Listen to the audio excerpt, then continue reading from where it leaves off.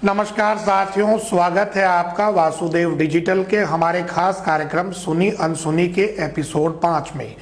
आज हमारे साथ हैं सामाजिक न्याय पार्टी जनादेश के राष्ट्रीय अध्यक्ष इंजीनियर देवेंद्र कश्यप। देवेंद्र कश्यप जी, स्वागत है आपका हमारे कार्यक्रम सुनी अनसुनी में। बहुत बहुत धन्यवाद अनुज भाई, और आपका वासुदेव डिजिटल स्टूडियो का भी हम बहुत हार्दिक धन्यवाद करते हैं कि आपने हम लोगों को बुलाया। आपका बहुत बहुत धन्यवाद।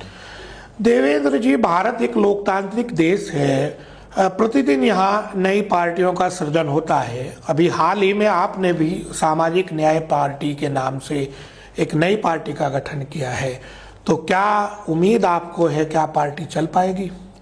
देखो, बाबा साहब अम्बेडकर जी ने संविधान इसलिए बनाया था कि लोकतंत्र में सबको अधिकार है पार्टी बनाने का, चुनाव लड़ने का। और ये जो हमने पार्टी बनाई, इसका कारण जो आज देश के 78 साल बाद भी एक इतना बड़ा वर्ग जिसकी आबादी 60 से 65% है, जैसे पिछड़ों में अति पिछड़ा है, दलितों में महादलित है, उनकी हिस्सेदारी आज भी, पिछड़ा और दलित की हिस्सेदारी आज भी देखी जाए लोकतंत्र में। देश आज़ाद हुआ हमारा 15 अगस्त 1947 को, और 1947 से 1952 में जब पहला आम चुनाव हुआ, और पहले आम चुनाव से लेके आज तक जितने भी इलेक्शन हुए उसमें भारतीय जनता पार्टी और कांग्रेस दोनों की सरकार रही, दोनों के प्रधानमंत्री रहे। लेकिन जब देश में पिछड़ा भी है, दलित भी है, लेकिन आज अगर आप प्रधानमंत्रियों की लिस्ट निकाल कर देखो, देश में जितने प्रधानमंत्री बने कोई पिछड़ा नहीं बना। सिर्फ चौधरी चरण सिंह जी के एक छोटे से कार्यकाल को छोड़ दिया जाए, मात्र छोटे से, बाकी कोई भी प्रधानमंत्री पिछड़ा नहीं है। आप चाहे स्टार्ट करो, पंडित जवाहरलाल नेहरू हुए, उसके बाद आपके लाल बहादुर शास्त्री जी हुए, उसके बाद इंदिरा गांधी जी आई, इंदिरा गांधी जी के बाद आपके मोरारजी देसाई इमरजेंसी के बाद आए, चरण सिंह जी एक थोड़ा सा टाइम उनको मिला, बाकी नहीं तो चाहे विश्वनाथ सिंह हो, चंद्रशेखर हो, चाहे आपके इंद्र कुमार गुजराल हो, वाजपेयी जी हो, और आज के टाइम के मनमोहन सिंह के बाद नरेंद्र मोदी जी हो, जो कहते हैं पिछड़ा हूं, लेकिन वो पिछड़े नहीं है। उनकी जो जाति है, सन 2002 में जब वो मुख्यमंत्री बने तो उनकी घांची जाति जनरल में आती थी, वो वैश्य जाति है, व्यापारी जाति है, बनिया जाति है। उन्होंने वो पिछड़े, ये बड़ा खुलासा आप कर रहे हैं। हाँ, मैं बिल्कुल, मेरे पास प्रधानमंत्री बार बार ये दावा करते हैं कि वो पिछड़ों के नेता हैं, पिछड़ी जाति से आते हैं, और आप इस पर प्रश्न चिन्ह लगा रहे हैं। नहीं, प्रश्न चिन्ह नहीं, ये तो सच्चाई है, ये तो तार्किक बात है। 2002 से पहले वो जनरल में थी जाती। आप आप गुजरात सरकार में जब मुख्यमंत्री बनते हैं तो पिछड़ों में कब आई वो जाति? 2002 में जब मुख्यमंत्री बने हमारे नरेंद्र मोदी जी, उन्होंने ही उसको शामिल किया, उन्होंने पिछड़ी में उनको शामिल किया। नहीं तो आज भी जाके देखो, उनकी जाति के लोग बड़े बड़े व्यापारी हैं, बहुत बड़ी बड़ी फैक्ट्रियां हैं उनके पास।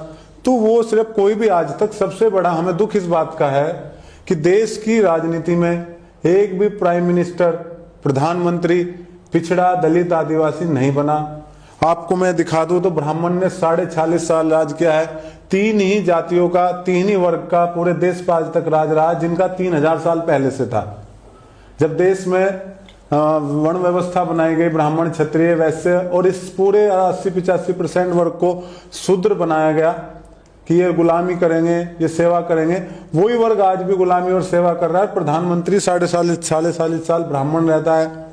बनिया जो आज, जिनको हमने मोदी जी कहा, वो 15 साल अब उनको हो जाएंगे, तीसरा कार्यकाल उनका चल रहा है। सिख समाज से वो भी अपर कास्ट हैं, 10 साल रहे हैं।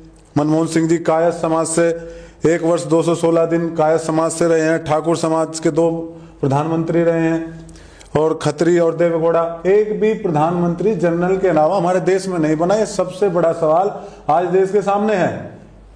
दलितों की आबादी, आदिवासियों की आबादी, पिछड़ों की आबादी, मंडल कमीशन ने कहा था, जब मंडल कमीशन बना, कि देश में 52% पिछड़ा है। SC ST माइनॉरिटी लगा लो तो लगभग 80 से 85% आबादी हो जाती है, और मात्र 15% आबादी आज देश पर राज कर रही है देश की आजादी के बाद से। ये उत्तर प्रदेश की हालत है।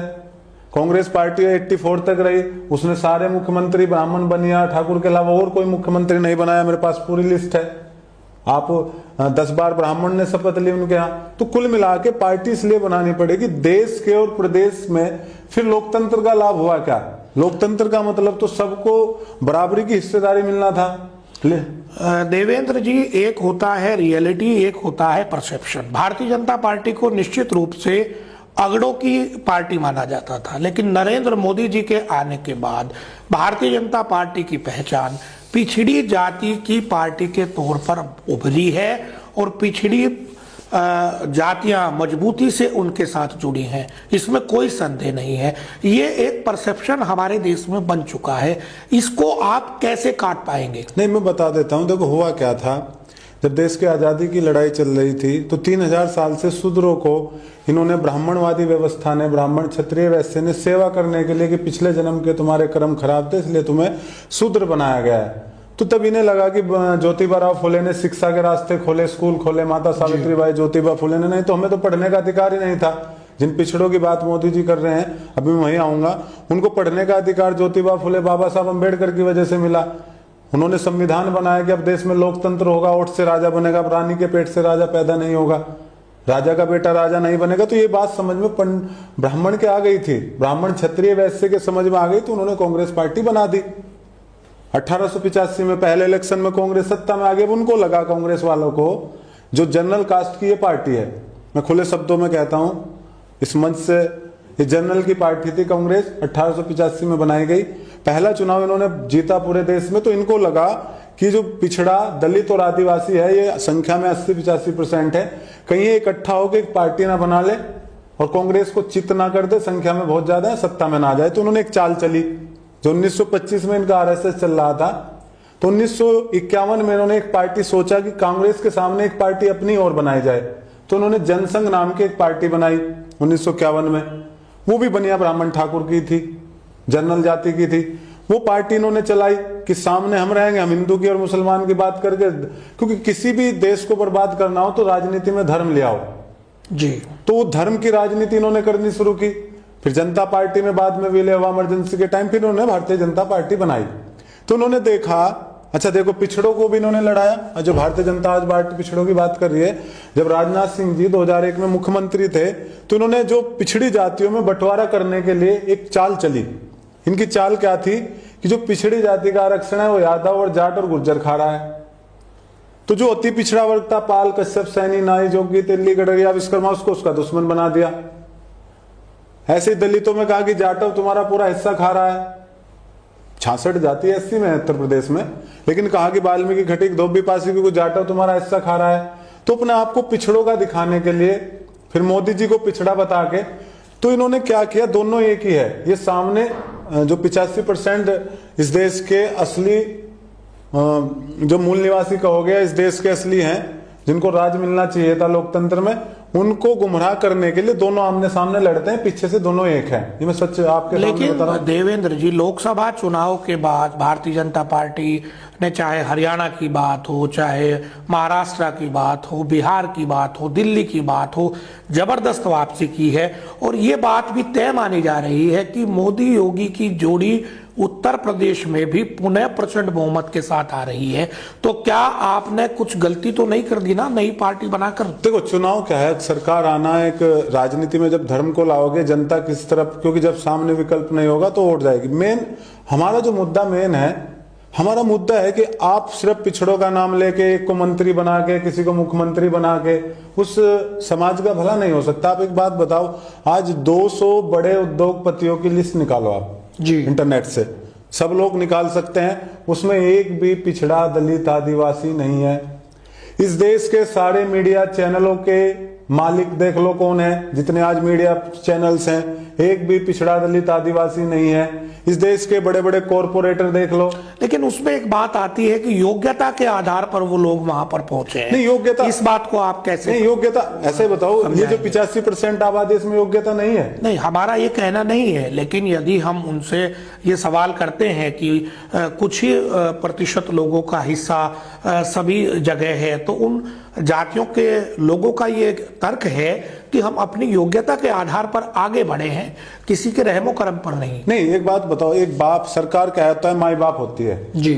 और अगर सरकार के 4 बेटे हैं और एक बेटा मजबूत है या 2 बेटे मजबूत है और 2 कमजोर है, तो माँ बाप का क्या वो बनता है? माँ बाप का बनता है कि जो कमजोर बेटे हैं उनको थोड़ा सा ज्यादा पुशअप सहारा दिया जाए। जैसे हमारे देश का आर्टिकल 15(4) और 16(4) कहता है, ये तो देश का संविधान से देश चल रहा है ना, सरकार भी संविधान से चल रही है। अगर वो योग्यता की बात कर रहे हैं, जिनको 3000, जो आज इस बात को कह रहा है कि हम योग्यता के आधार पे, उन पे योग्यता नहीं है, तो जो 3000 साल से हमें किताब छूने नहीं दी जिन लोगों ने, 3000 साल से हमें मंदिरों स्कूलों तक पाबंदी थी, हमारे स्कूल बंद थे। अगर हमारा बच्चा किसी तरीके से शास्त्र पढ़ ले तो उसकी जुबान काट ली जाती थी, हैं? आज उनके लिए स्कूल कैसे हैं, हमारे लिए स्कूल कैसे हैं?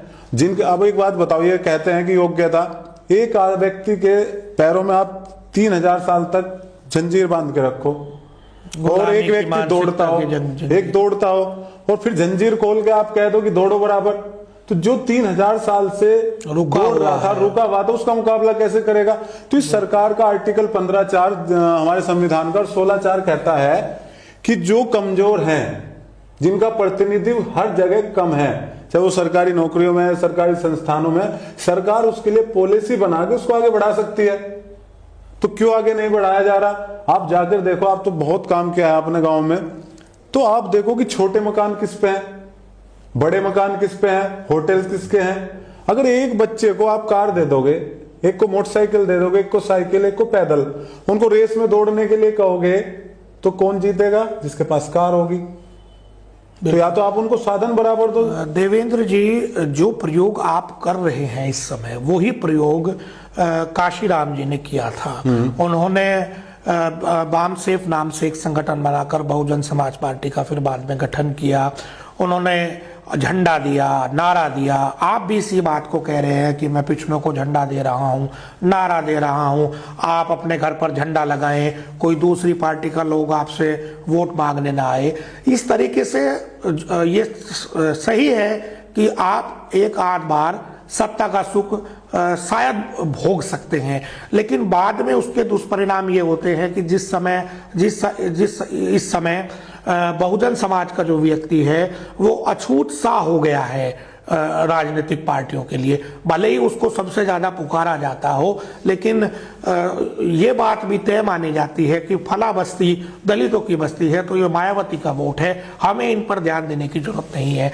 तो क्या आप एक जो समाज अभी मुख्य धारा में, जिसको प्रधानमंत्री जी ने दावा कर रहे हैं कि पिछड़ों को मैं मुख्य धारा में लेके आया हूं, तो क्या आप फिर उन्हें दोबारा मुख्य धारा से काटने का पाप तो नहीं कर रहे हैं, अछूत तो उन्हें नहीं बनाने का काम आप कर रहे हैं? नहीं, लोकतंत्र में बाबा साहब अम्बेडकर और लोकतंत्र कहता है कि आप अपनी आवाज उठाओ, और आवाज कोई नहीं सुने तो राजनीतिक पार्टी बना के सत्ता में पहुंचो। कानून कहां बनते हैं? विधानसभा और लोकसभा में जी।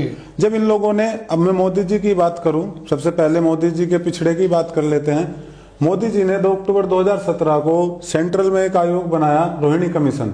जी। रोहिणी कमीशन इसलिए बनाया गया कि देश में पिछड़ों को, कितनों को लाभ मिला है, कितनों को नहीं मिला।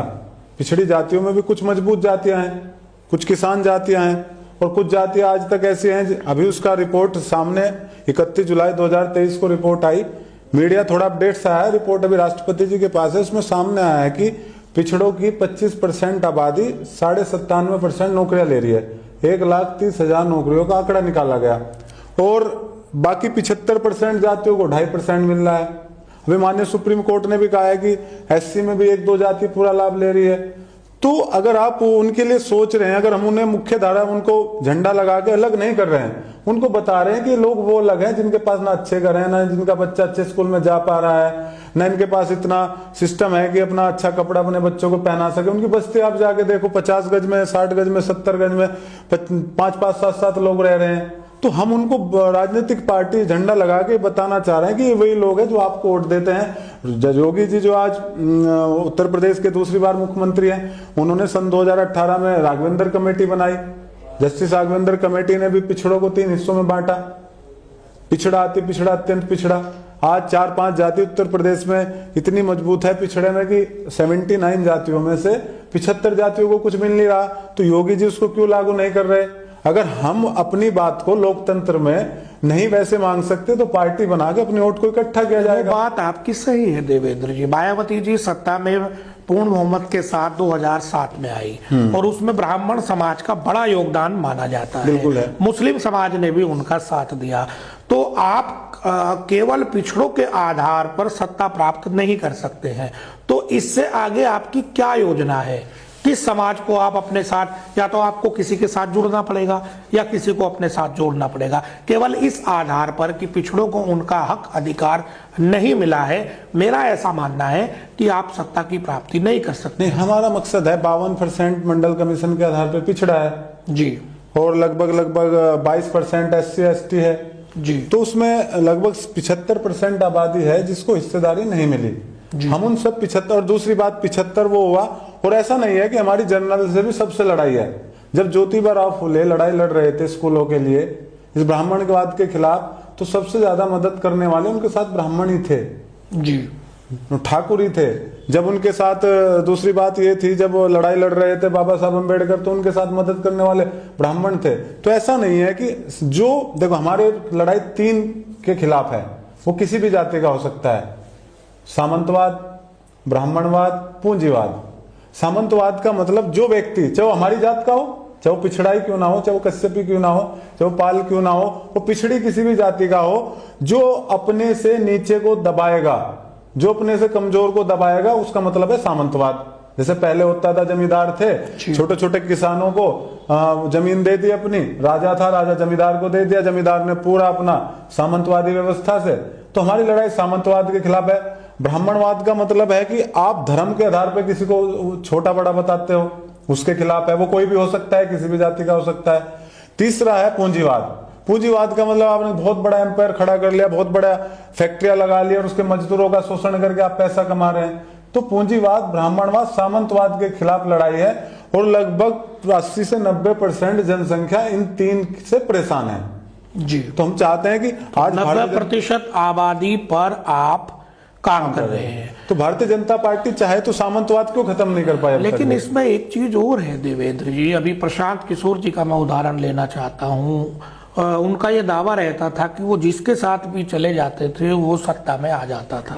अभी उन्होंने बिहार में एक प्रयोग किया, अपना संगठन खड़ा किया, नई पार्टी बनाई, गांव दर गांव भटके, धूल फांकी, बड़ा कठिन संघर्ष उन्होंने किया और एक आदर्श स्थिति को वो लेकर चले। लेकिन उसके बाद भी नरेंद्र मोदी की आंधी में उनका पार्टी का सुपड़ा साफ हो गया। इस समय देश में मोदी का एक ऐसा ओरा है कि जिसके सामने कोई भी प्रयोग टिक नहीं पा रहा है। तो आप उस ओरे से किस तरीके से लड़ेंगे, उस सूरज को आप अपने दिए से कैसे मध्यम करेंगे, ये मैं और आपसे जानना अब बिहार की प्रशांत किशोर जी की बात कर रहे हैं। दूसरी बात यह है कि वहां मोदी जी की आंधी नहीं, वहां नीतीश कुमार का जो प्रयोग था, जिसकी मैं सामाजिक न्याय की बात कर रहा हूं। सन 2005 में जब नीतीश जी मुख्यमंत्री बने तो सबसे पहला कदम उन्होंने उठाया कि 20% रिजर्वेशन अति पिछड़ों को न्यायपालिका, जो नगर पंचायत चुनाव थे, प्रधानी के चुनाव थे, जिला पंचायत के चुनाव में 20% सीटें अति पिछड़ी जातियों को, जिनको कभी मौका नहीं मिलता था, उनके लिए अलग फिक्स की।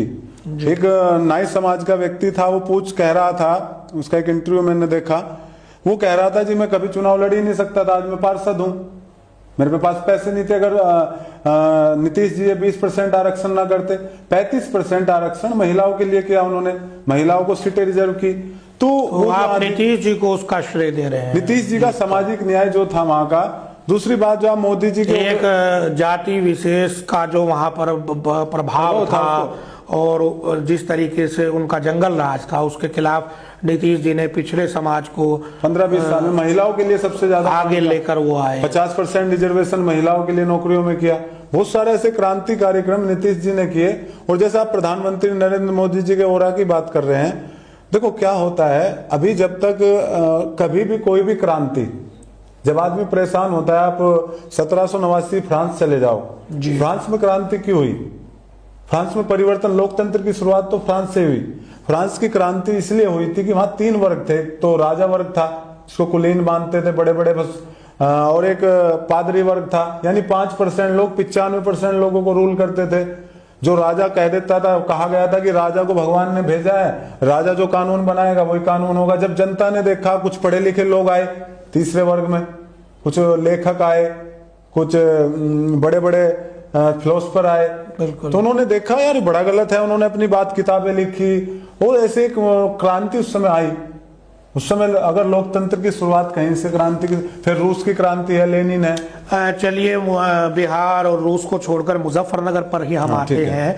आप वार्ड वाइज पंचायतें कर रहे हैं और जिला पंचायत चुनाव में आपकी पार्टी का टेस्ट है, मजबूती से आप जिला पंचायत का चुनाव लड़ाएंगे।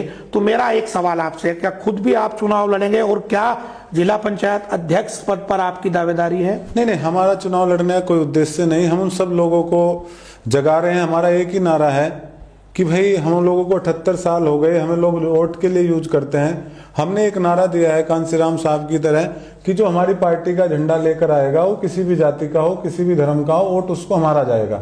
और जब हमारी पार्टी से जीत के जाएगा तो जो हमारी पार्टी की पॉलिसी है, हमारी पॉलिसी है जो दबे कुचले हैं। हमने पार्टी का नाम इसलिए सामाजिक न्याय रखा है।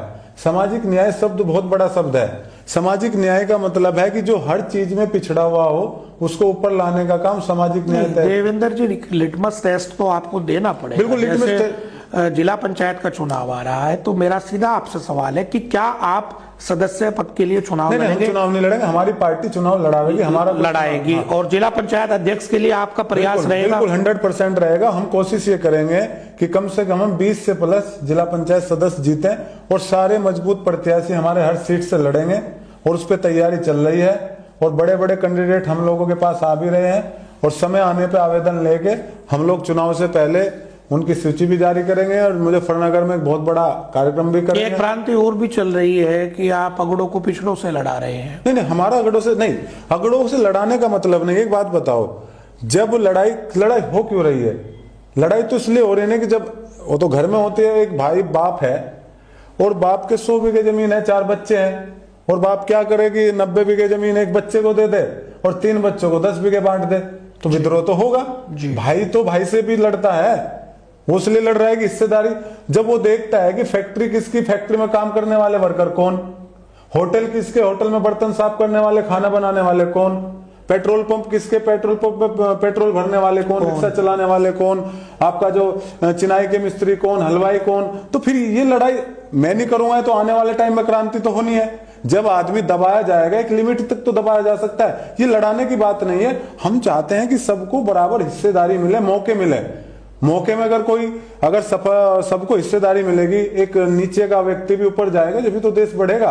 देवेंद्र जी, हमारे देश में आजादी से पहले से ही मुस्लिम राजनीति प्रासंगिक है। आपके भाषणों में, आपके एजेंडे में मुस्लिम समाज का कहीं कोई जिक्र नजर नहीं आता। तो एक इतने बड़े तबके की अवहेलना करके आप कैसे आगे बढ़ सकते हैं? हमारी कोई भी राजनीति में कोई धर्म का मतलब है नहीं, क्योंकि मैं मानता हूं, मेरा मानना है। हम धर्म की बात नहीं कर रहे हैं, बड़ा समुदाय। मेरा कहने का मतलब है, हम हिंदू धर्म से हैं, मुस्लिम धर्म है, बौद्ध धर्म है, सिख धर्म है, ईसाई धर्म है। धर्म जो आप बात कह रहे हैं वही मुस्लिम समाज के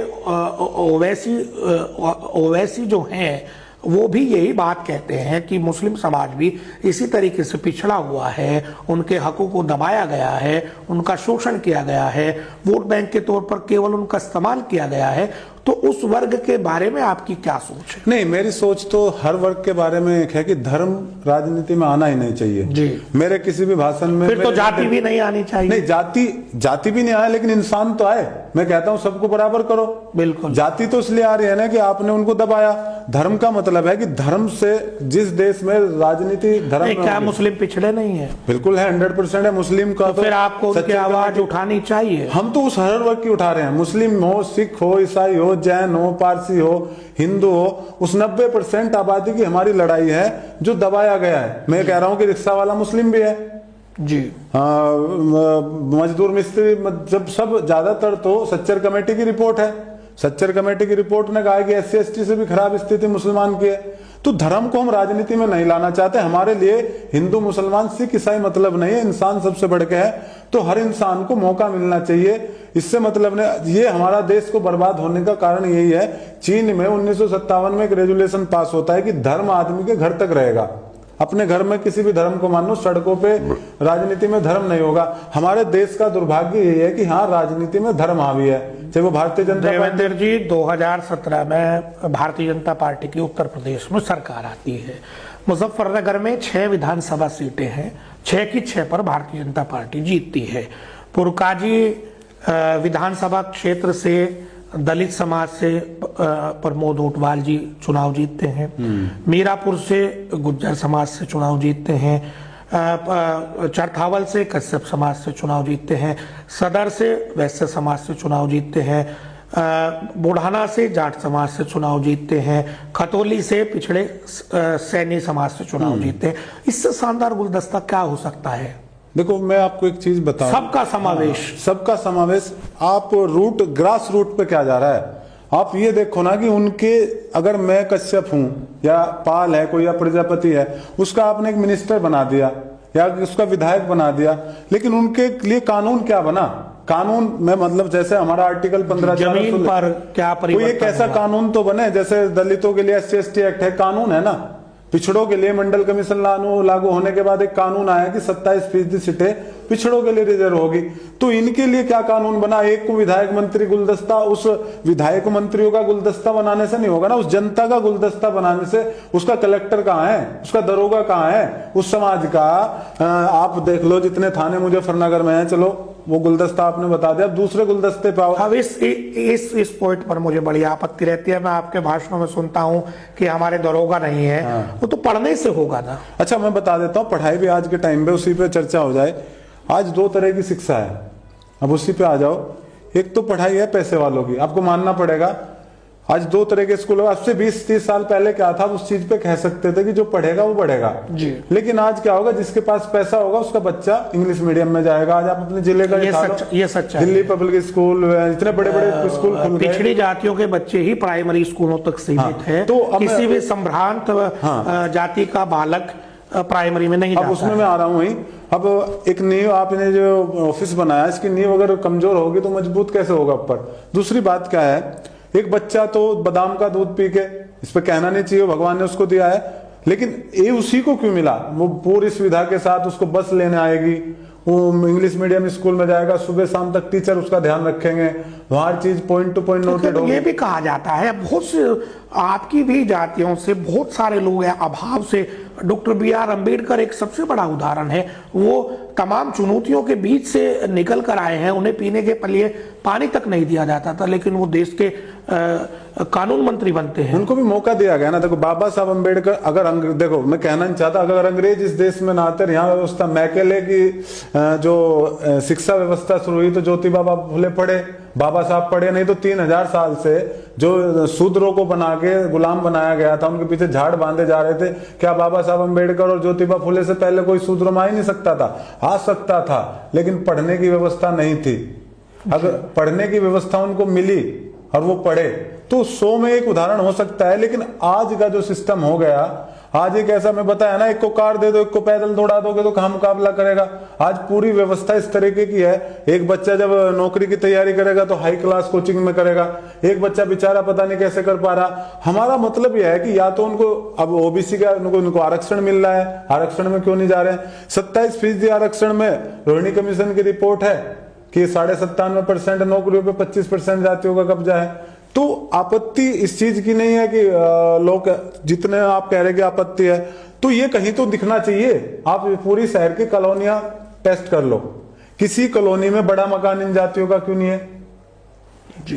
एक नेम प्लेट मुझे दिखा दो, सैनी, पाल, प्रजापति, नाई, जोगी, तेली, गडरिया, विश्वकर्मा, वाल्मीकि, है ये जो बड़ी कॉलोनियां हैं, पिछड़ी जाति के मकान क्यों नहीं है इनमें? तो ये तो सवाल बनता है ना। फिर आप किस भारत को कहां सोच रहे हो? गांव में चले जाओ, छोटे मकान किसके हैं?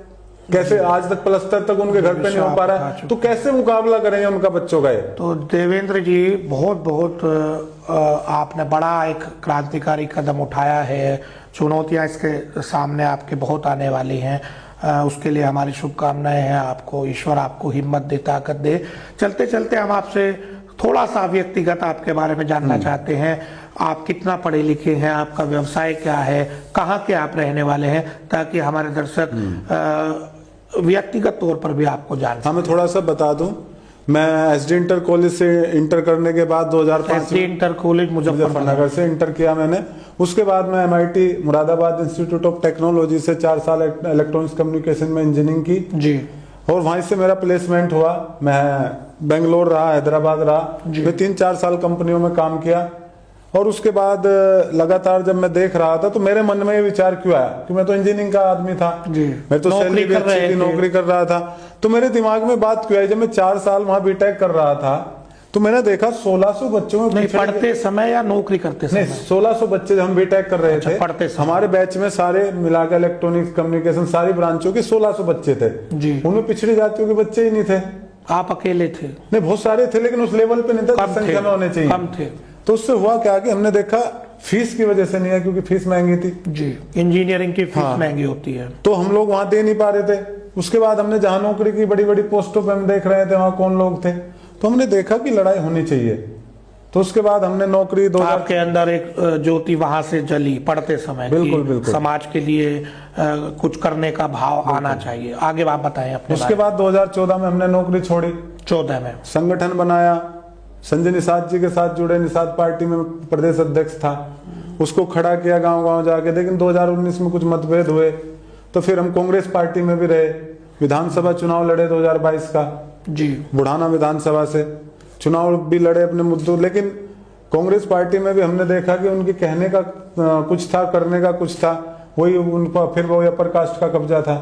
हम बीजेपी में आए, फिर हमने भी सोचा कि सामाजिक न्याय की बात को रखा जाए, लेकिन हमको एक फिल्म हमने देखी अभी हाल ही में आई थी 6 महीने पहले, फूले, ज्योतिबा फूले के जीवन पे प्रतीक गांधी की पिक्चर, बहुत बड़ी पिक्चर। जब हमने वो पूरी कहानी देखी और ये पुस्तक पढ़ी गुलामगिरी ज्योतिबा फुले की और बाबा साहब अम्बेडकर की शूद्रों का इतिहास और अछूत कौन और कैसे, जब इसका हमने पूरा पढ़ा तो हमारा दिमाग हिल गया। हमने देखा कि हम यहाँ क्या कर रहे हैं, अगर हम विधायक भी बन गए तो गुलाम विधायक बन के करेंगे क्या, हम विधानसभा में हमें बोलने नहीं दिया जाएगा। तो हमने देखा कि अब अपना ही सिस्टम खड़ा किया जाएगा जिससे कि हम इन बात को विधानसभा लोकसभा में उठा सके, इसलिए हम लोगों को राजनीति में आना पड़ा, पार्टी बनानी पड़ी। नहीं तो भारतीय जनता पार्टी, हमने कोई, हमारा किसी नेता से मतभेद नहीं है यहाँ जिले में। लेकिन देवेंद्र जी, इसके साथ साथ पार्टी चलाने के लिए पैसे की बहुत जरूरत पड़ती है, तो उसके लिए क्या?